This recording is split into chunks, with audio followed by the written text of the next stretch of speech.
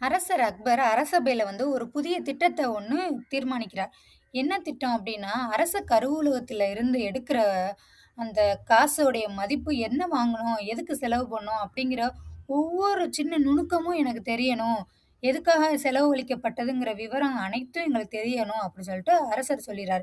இத கேட்ட மத்த அரசபையில இருக்கிற அமைச்சருக்கு எல்லாருக்கும் பயம் வருது. ஏன்னா, இனிமே கருவூலகத்திலருந்து நமக்கான தேவைகளுக்கு நம்ம காசு எடுக்க முடியாது, திருட முடியாது.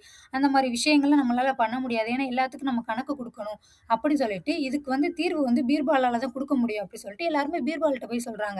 பீர்பால், பீர்பால் அரசர்ட்ட சொல்லி இந்த திட்டத்த ரத்து செய்ய சொல்லு. உன்னால தான் முடியும். நீ சொன்னா தான் அரசர் கேட்பாரு அப்படின்னு சொல்லி சொன்னோனே, அப்படியா சரி அப்படின்னு சொல்லிட்டு, அரசபைக்கு பீர்பால் என்ன செய்றாரு, ஒரு பூனைய கொண்டு வராரு. பூனையோட கழுத்துல ஒரு மணிய ஒண்ணு கட்டுறாரு.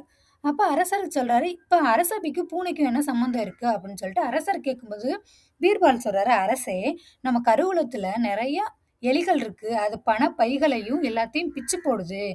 அதனால இந்த பூனைய கொண்டுட்டு வந்து விட்டுருக்கேன். இந்த பூனை இருந்துச்சுன்னா, எலி எங்க இருக்குன்னு நம்மளால கண்டுபிடிக்க முடியும். அதோடைய மணி சத்தத்துல நம்ம பின்தொடர்ந்தோம்னா, அந்த எலிகளெல்லாம் நம்ம கொன்றலாம்.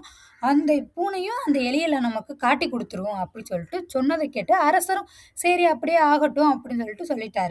கொஞ்ச நேரம் நின்னுட்டு பீர்பால் என்ன செய்றாரு, அந்த பூனைக்கு கட்டியிருந்த மணிய பீர்பால் அவுத்துறாரு. இத கவனமா பார்த்த அக்பர் கேட்கிறாரு, "ஏன் மணிய கழட்டுற? அந்த மணி சத்தம் கேட்டா தானே எலி எங்க இருக்குன்னு நம்மளால கண்டுபிடிக்க முடியும். அதோட தவற நம்ம பார்க்க முடியும். அப்படின்னு நீ தானே சொன்ன." அப்படின்னு சொன்னம்போது, பீர்பால் சொல்றாரு, "அரசே, மணிய கட்டிக்கிட்டு அந்த பூனை தொரத்தி போச்சுன்னா, அந்த சத்தத்துல எலி ஓடிறாதா?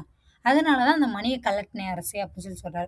இந்த குதுக்கமான ஒரு விஷயத்த சொல்லும்போது அரசருக்கு புரிஞ்சிருச்சு.